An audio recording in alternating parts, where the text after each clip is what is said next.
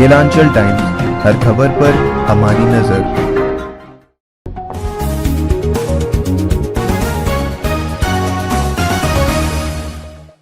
नमस्कार, आप देख रहे हैं केलांचल टाइम्स। आपके साथ मैं हूं नैनी मिश्रा। हमारी टीम आज पहुंची हुई थी चौसा पश्चिमी, जहां पे पंचायत चुनाव का जायजा हमने लिया।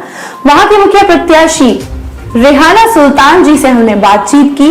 वो मुखिया प्रत्याशी हैं, महिला हैं। अगर वो जीत जाती है तो महिलाओं के लिए वो क्या करेंगे, उन्हें कितना समर्थन मिल पा रहा है, ऐसे तमाम सवाल हमने किए। उन्होंने क्या कुछ जवाब दिया है, आइए देखिए इस रिपोर्ट में। केलांचल टाइम्स, मैं हूं ओंकार झा। बिहार में चुनावी बिगुल बज चुका है। कई जगह मतदान भी हो गया और कई चरणों का मतदान बाकी है। अभी हम चौसा प्रखंड के चौसा पश्चिमी क्षेत्र में हैं। यहाँ पे एक मेरी मुलाकात रेहाना सुल्तान जी से हुई, जो मुखिया प्रत्याशी हैं। रेहाना सुल्ताना जी से हुई, जो एक मुखिया प्रत्याशी हैं। उन्हीं से बात करते हैं कि उनका चुनाव लड़ने का उद्देश्य क्या है और वो चुनाव प्रचार क्यों कर रही है। आपका केलांचल टाइम्स में बहुत बहुत स्वागत है। Thank you sir. आपका चुनाव लड़ने का उद्देश्य क्या है? मेरा उद्देश्य ये है कि गरीब लोगों की मदद करना सबसे बड़ा उद्देश्य है। और यहाँ की शिक्षा की बहुत कमी है। सबसे पहले शिक्षा सही करना। अब महिला बहुत दबाव में आती हैं, उनको कहना है कि वो दबाव में न आए, ज़ोरों शोर से हम लोग का साथ दे, ताकि हम लोग इकट्ठा होकर के कोई अच्छा यहाँ का हर एक चीज़ को सही कर सकें। अच्छा, आप इसी उद्देश्य से चुनाव लड़ रही हैं? जी। आइए अब हम इनके प्रतिनिधि जी आफ्ताब या और सूरज उर्फ सूरज, इन्हीं से बात करते हैं कि वो अपने धर्म पत्नी रेहाना सुल्ताना जी को मैदान में उतारे हैं। क्या उद्देश्य है सर? जीवन का जो उद्देश्य है वो एक है ना, अपने लिए जिए तो क्या जिए, तू जी ये दिल जमाने के लिए। इंसान तो अपने लिए हर कोई जी रहा है, चाहे वो बिजनेसमैन हो, चाहे गरीब गुरबा हो या युवा हो, लेकिन जमाने के लिए जो जी रहे हैं लोग, वही असल ज़िंदगी है। दरअसल मेरी मिसेज़ रेहाना सुल्ताना एक सामाजिक महिला थी, एक गृहिणी थी, एजुकेटेड गृहिणी थी। तो इनको लक्ष्य राजनीति में आने के लिए मैंने जो प्रेरित किया है वो इसलिए किया कि आज हमसे सिर्फ ज़माना डेवलपमेंट नहीं हो पाएगा, अकेले से कुछ नहीं हो सकता। हमारे साथ 200, 400, 500 ऐसे भी साथी हैं जो काफ़ी गरीब गुरबा ख़ानदान से हैं, परिवार से हैं, रिलेशन से हैं और घरों से ताल्लुक़ रखते हैं, और वो भी दिन रात तत्पर हैं। ऐसा नहीं कि मैं ही सिर्फ हूँ या मेरी मिसेज ही सिर्फ काम कर रही हैं। हम जैसे कई लोग चुनाव मैदान में भी जो कई साथी हैं वो भी अच्छा काम कर रहे हैं, ऐसा नहीं कि नहीं कर रहे हैं। हमारा राजनीति कभी विरोध का राजनीति नहीं है, हमारा राजनीति सहयोग का राजनीति है, हमारा राजनीति विकास का राजनीति है।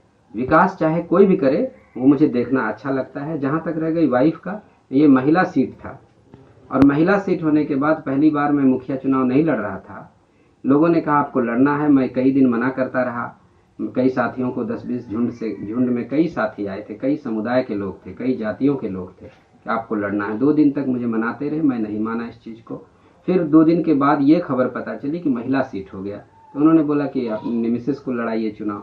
तो मैंने बोली मेरी मिसेज़ नहीं लड़ सकती चुनाव, इसलिए कि वो हाउसवाइफ है और बच्चे को भी संभालती है, और मेरे बच्चे हैं 2, उस टाइम 2 बच्चियाँ थी, अब मुझे 3 बच्चियाँ हैं छोटी छोटी। तो फिर लोगों ने फिर इनको प्रेरित किया कि आपको हमारे लोग के लिए आगे आना चाहिए। तो मैंने पहले यहाँ के युवाओं को बोला कि आप लोग अपनी मिसेस को लड़ाइए चुनाव, अपनी बहनों को लड़ाइए, अपनी माँओं को लड़ा सकते हैं, मैं उनका साथ दूंगा। तो सबों ने मुझे प्रेशर किया कि भैया ऐसा है कि अगर वोट लेना और काम करना एक अलग चीज़ है, तो आपको लोग चाहते हैं, अगर आप भाभी लड़ेंगी तो वो भी पढ़ी लिखी है और वोट अच्छा हम लोगों का बन सकता है। तो क्योंकि काम अच्छा है, सहयोग की मेरी फितरत शुरू से रही है।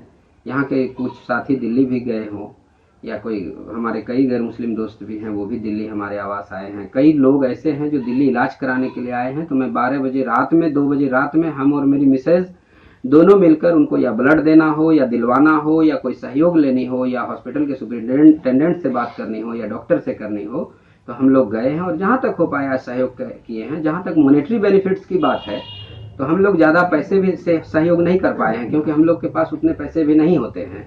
लेकिन पैसे से ज़्यादा जो ज़रूरी होता है, जो आम लोग भी करते हैं, वो सहयोग करते हैं कि हमेशा मुसीबत में खड़े रहना एक अच्छे दोस्त की तरह। इसलिए हम लोग चाह रहे थे, तो लोगों ने मेरी मिसेस को आगे लाया।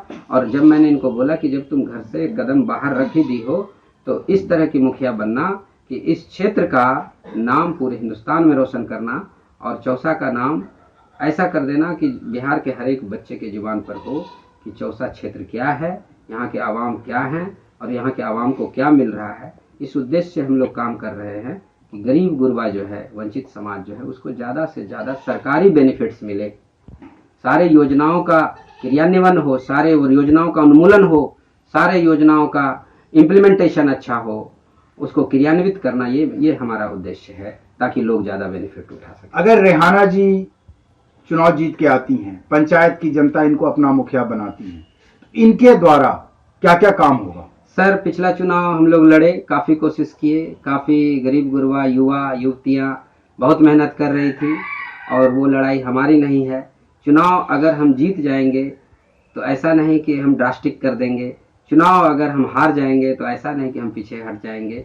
चुनाव हारना जीतना अलग चीज़ है, वो तो जनता के मूड पे निर्भर है कि जनता किसे चुनती है। लेकिन हम लोग पिछला चुनाव जो लूज़ किए, उस चुनाव को लूज़ करने के बाद वृहद स्तर पे हमने वैसा काम किया है कि यहाँ के प्रखंड ही नहीं, इस जिला ही नहीं, 5 जिले के लोग हम लोगों से मिलकर आते हैं, काम कराते हैं, जहाँ तक होता है उनको हर तरह से मदद करते हैं, चाहे वो भूमि विवाद हो, चाहे किसी को एजुकेशन की प्रॉब्लम हो, किसी को स्वास्थ्य की समस्याएं हो, या कोई व्यवसायिक आगे बढ़ना चाहे उस पर। हाँ, ये बात है कि हम लोगों को चुनाव जीतने के बाद अगर रेहाना सुल्ताना मुखिया बनती है तो पुलिस व्यवस्था को पूरी तरह से कॉपरेट करेंगे ताकि समाज में जो बुराइयां हैं, जो गलत लोग समाज में अच्छे लोगों को तंग तबाह कर रहे हैं, एक तो वो ना करें, व्यवसायिक लोग सिक्योर महसूस करें, गरीबों को काम मिले, रोजगार मिले, और जो गरीब समाज जिनको कपड़े लत्ते नहीं है, मैं चाहूँगा कि सरकार ये नहीं करती, सरकार कपड़ों के लिए कोई योजना नहीं बनाई है, ये हमारे विवेक पर निर्भर है कि हम किसी योजना से या किस तरह से उसको हम कपड़े भी मुहैया कर सकते हैं, और सरकार इसके लिए बहुत ही ज़्यादा प्रसन्न होगी, ये बात मैं जान रहा हूँ। लेकिन इस तरह का काम कोई नहीं कर रहे हैं। जल नल योजना है या लाइट व्यवस्था हो, एजुकेशन में जो भी स्कूल चल रहा है, अब देखेंगे कि जितने शिक्षक हैं वो शिक्षक तो हैं, लेकिन सरकार जो है उनसे कई तरह के काम ले रहे हैं। कहने के लिए वो शिक्षक हैं, और शिक्षक हर जगह जो है पदस्थापित है, चाहे ब्लॉक में भी देख लीजिए, या हॉस्पिटल में देख लीजिए, या चुनाव सभा में देख लीजिए, तो कभी पंचायती राज चुनाव हो रहा है, कभी विधानसभा हो रहा है, कभी लोकसभा हो रहा है, फिर कोई जनगणना हो रहा है, सारे काम तो शिक्षक ही कर रहे हैं। तो पढ़ाई कहाँ से होगी? तो पढ़ाई में तो कुछ चीजें पीछे रह जा रही हैं। तो हम लोग इस बात के लिए सरकार को कहीं ना कहीं नोटिस में देंगे और देते भी हैं। रह गई बात पिछला चुनाव लूज करने के बाद जितने भी ग्रामीण सड़क नहीं बने थे, हमने मुख्यमंत्री के साथ, बिहार मुख्य सचिव के साथ साथ यहाँ तक के लोकल में जो अथॉरिटी हैं, चाहे बीडीओ हो या सीओ साहब हो या एसडीओ साहब हो या डिस्ट्रिक्ट डीएम साहब हो, मैंने उनसे पर्सनली मिलकर यहाँ के समस्याओं को रखा है और लिखित रूप से रखा है कि कहाँ जल जमाव है, कहाँ रोड नहीं बना। हालांकि एक बार पिछले जो वीडियो साहब थे उन्होंने बोला भी कि आफ्ताब जी आपने हमें नहीं बताया और ये आगे आप बात किए।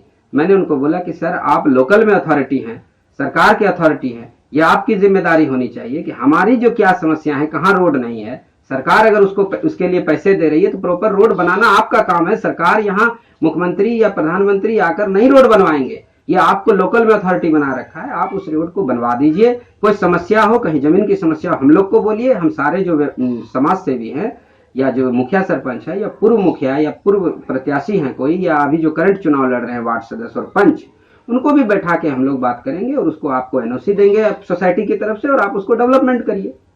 तो उस चीज पे मैंने काफी रोड, जैसे आप देखेंगे लट्टो बासा देश आजाद होने के बाद से आज तक वार्ड नंबर 9 उसको मुख्य मार्ग से नहीं जोड़ा गया था। ऐसा नहीं कि सरकार ने मुख्य मार्ग से जोड़ने के लिए उसको मना कर दिया था, ये हम लोगों की कमी रही, पढ़े लिखे युवाओं की कमी रही या समाज में जागृत लोगों की कमी रही। मैंने उसको लिखित रूप से मुख्यमंत्री को भी दिया और बजाते डीएम साहब को दिए और फंड एलोकेट कराए और लट्टो बासा को मुख्य मार्ग से जुड़वाए। चिरौरी एक इतना अच्छा गांव है, वहाँ के किसान इतने पढ़े लिखे भी हैं, सिस्टम से लोग रह रहे हैं। उस गांव में बिजली नहीं थी, भवनपुरा के अंदर बिजली नहीं थी। उस भवनपुरा की बिजली और चिरौरी के बिजली के लिए, हालांकि मेरा वो क्षेत्र नहीं था पहले, क्योंकि हम लोग तो मुखिया चुनाव यहाँ से लड़ रहे थे चौसा पश्चिमी से, लेकिन कहीं ना कहीं लोग पीछे हो रहे थे। तो इस चीज को हमने सरकार में रखा, वहाँ पोल गड़वाए, ट्रांसफार्मर लगवाया, और यही नहीं चिरौरी में बिजली पहुंचाने के लिए कुछ युवा भी आए, वहाँ से उनसे लिखित आवेदन भी लिया और डिस्ट्रिक्ट मजिस्ट्रेट को दिया भी, और डीएम ने जो है इस चीज़ पे संज्ञान भी लिए और आगे काम भी किए। और वर्तमान विधायक जो नरेंद्र बाबू हैं उनसे भी हमने सहयोग लिया और उन्होंने भी काफ़ी सहयोग किया है। ऐसा नहीं है, चुनाव जीतना और हारना अलग चीज़ है। मेरा लक्ष्य है लोगों तक, लोगों को जो सुविधाएं है वो मिलनी चाहिए, उसकी लड़ाई मैं लड़ता हूँ। आप पंचायत की जनता से अपील क्या करना चाहेंगे? मैं यही अपील करना चाहती हूँ कि आप मुझे, मेरे हस्बैंड, चाहे अपने शौहर से, मुझे अपने मेरे हस्बैंड से मत पहचानिए, मुझे अपनी मेरी खुद की पहचान बनाइए। आप मुझसे बात कीजिए, जो समस्या होगी मुझसे डायरेक्ट मिलिएगा जीतने के बाद। अगर कुछ भी गलती होगी तो मुझे खुद से पकड़ने के लिए आप लोग अपने आप से आ सकते हैं। मैं यही कहना चाहती हूँ कि आप लोग मुझे प्लीज़ जिताएं ताकि मैं आप लोगों की सेवा कर सकूं। अगर मैं जीत जाऊंगी तो कम से कम मेरे पर मुखिया का मुहर लग जाएगा, मैं कहीं भी आप लोगों का हर काम आसानी से करवा पाऊंगी।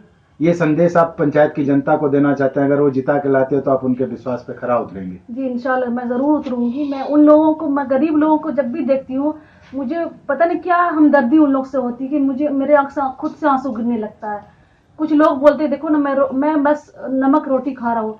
मैं उन लोगों को बोलती हूँ मुझे जिताइए आप लोग, मैं आप लोग के लिए ही आई हूँ। मुझे ऊपर वाले का दिया बहुत कुछ है, मुझे कुछ नहीं चाहिए, मुझे नहीं जमा करना। मुझे, मेरे पास बेटी है, मैं बेटी की शादी कर दूंगी, वो अपने घर चली जाएंगी। मैं इतना धन जमा करके क्या करूंगी? मैं उन लोगों के लिए खड़ी हूँ। मुझे प्लीज़ आप लोग की बहुत ज़रूरत है, आप लोग मुझे जिताएं ताकि आप लोगों को का काम मैं आसानी से कर सकूं।